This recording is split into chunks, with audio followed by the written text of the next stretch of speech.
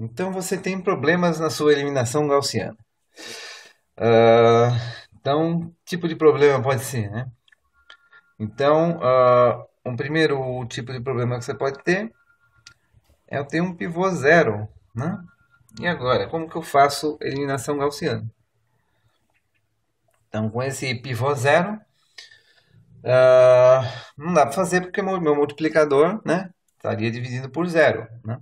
Quando eu for calcular o multiplicador aqui para eliminar o 2 aqui, eu vou estar multiplicando por zero. Então, aí não tem, né, alternativa aí mesmo, seria usar troca de linhas. Por isso que a gente estudou a troca de linhas, né? E viu que pode ser vista como uma multiplicação, né, por uma matriz à esquerda dos dois lados, né? Multiplico aqui, né? Ok?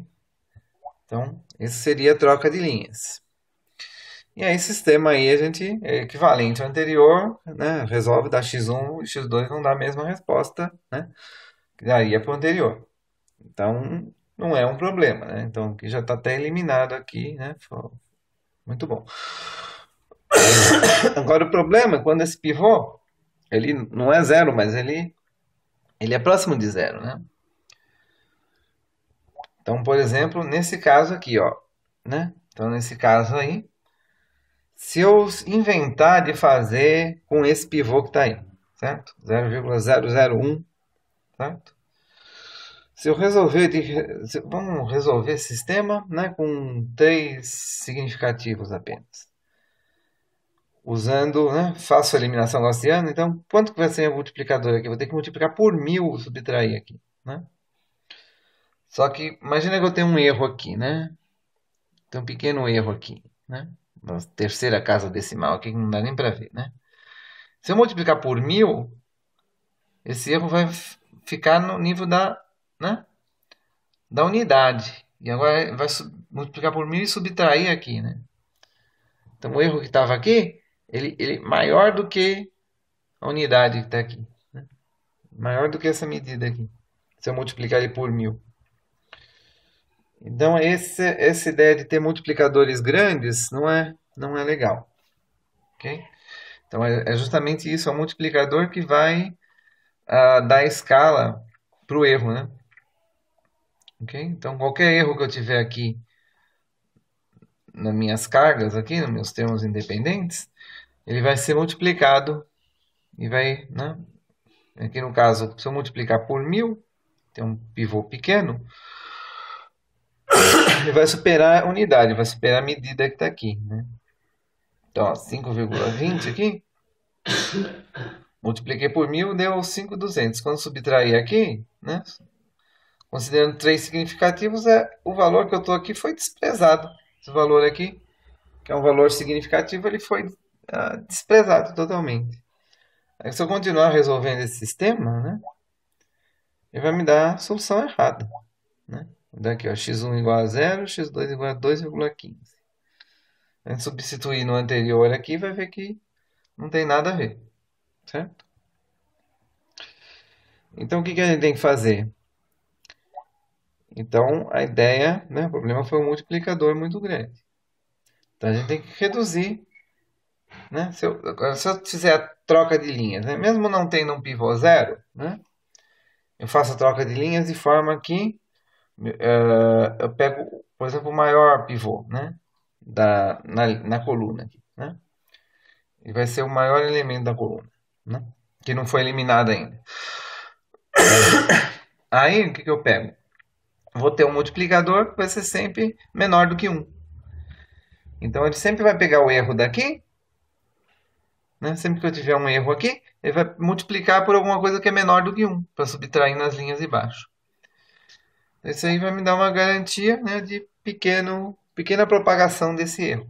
Então, o erro vai ser sempre atenuado, vai ser sempre multiplicado por um valor, né, que reduz ele. Né? Okay?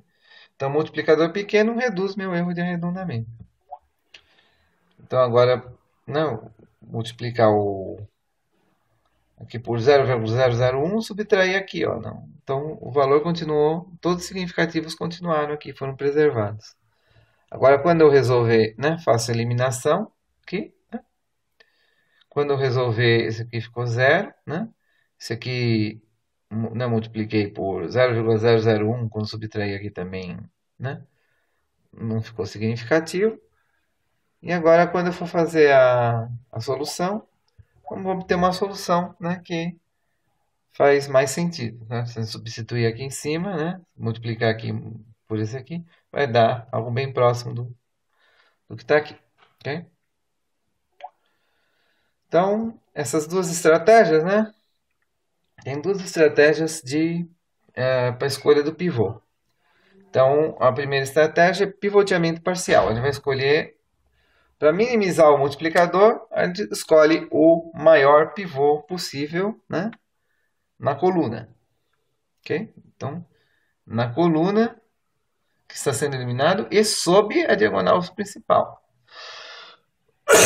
Então, a gente preserva tudo que a gente estava fazendo antes. Só que agora a gente usa as trocas de coluna, as trocas de linha, certo?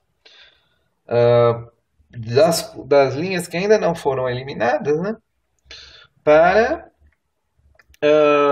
ter o maior elemento em módulo, né? De forma que eu tenho um multiplicador que amplie muito pouco o erro, certo? Que na verdade reduza o erro, porque vai ser sempre menor do que 1. Certo? Já que o pivô vai ser o maior elemento né, da linha, né, da coluna. Então, vamos começar aqui, ó, por exemplo. Então, eu vou pivoteamento parcial, eu vou procurar o maior elemento em módulo aqui. Então, no caso aqui é o 4. Então, esse aqui tem que ser meu pivô. Para isso, eu vou ter que multiplicar por uma matriz de permuta, né? Que troca a primeira linha com a segunda. Desculpa, a primeira linha com a terceira. Certo? Então, esse elemento aqui também vai ser trocado. Certo? Então, deixa eu apagar aqui meus rabiscos. Então, 4 é o pivô. Essa é a linha que está sendo eliminada. Era para ser o 1 pivô, né? Mas vai ser o 4 pivô. Então, com isso, a gente faz a troca de linhas.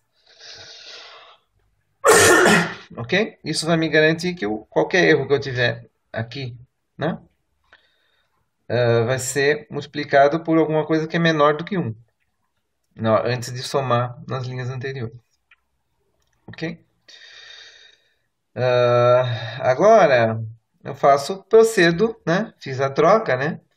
Agora eu tenho que lembrar, né, que eu fiz uma permuta, né, que é minha matriz de permutação, né? Eu posso guardando essas permutas. E agora eu tenho que lembrar também que eu teve uma mudança no determinante, né? Tá? Não esquecer que teve uma mudança do sinal do determinante. Tá? E agora eu procedo, né, com a eliminação. Então, multiplica a primeira linha por 1/4, né? Então, veja que o meu multiplicador vai ser menor do que essa matriz de permuta utilizada, né? Então, multipliquei pelos dois lados, né? Tanto aqui quanto aqui, né?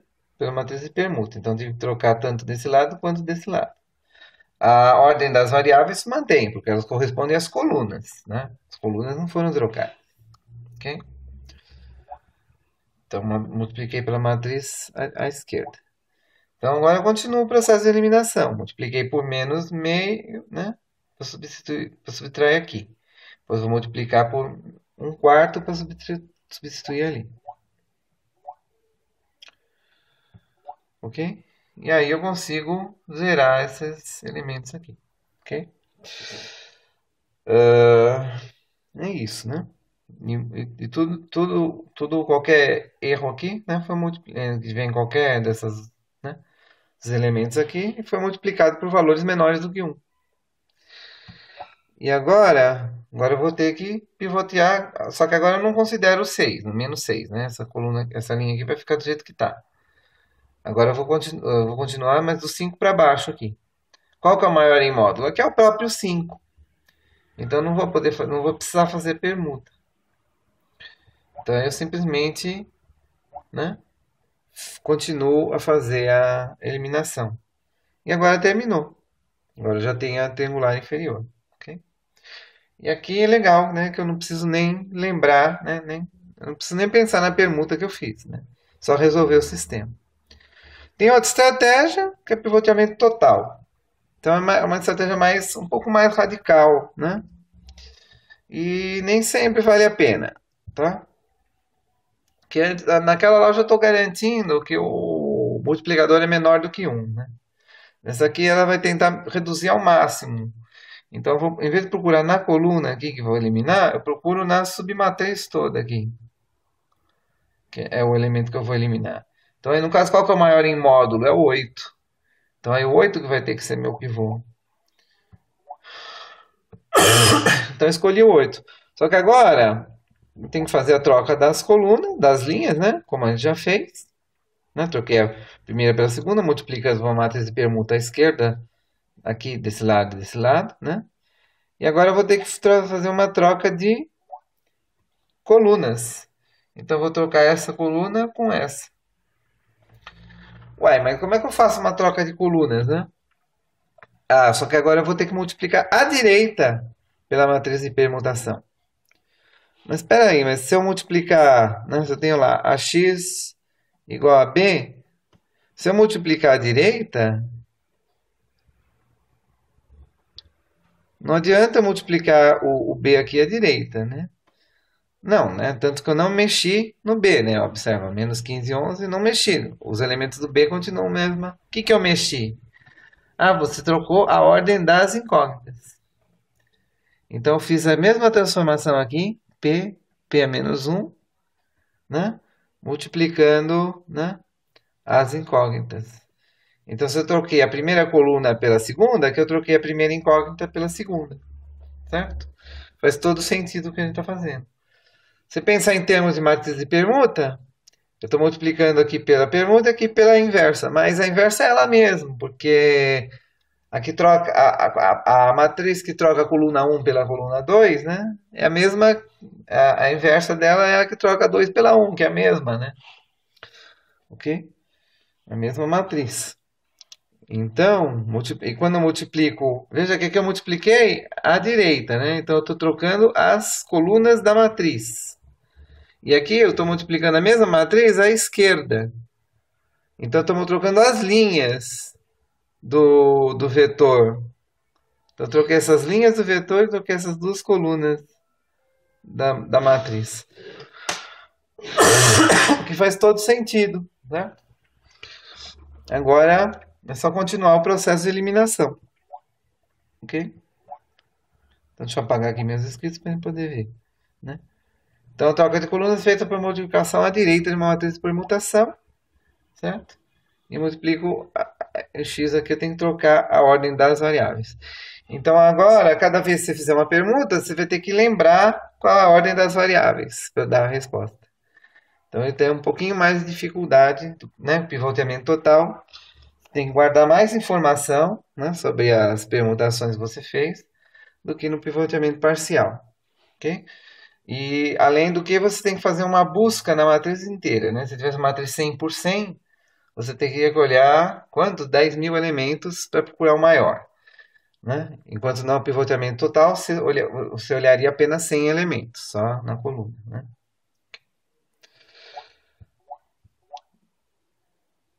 Ok? Então parece que é isso aí. Ok?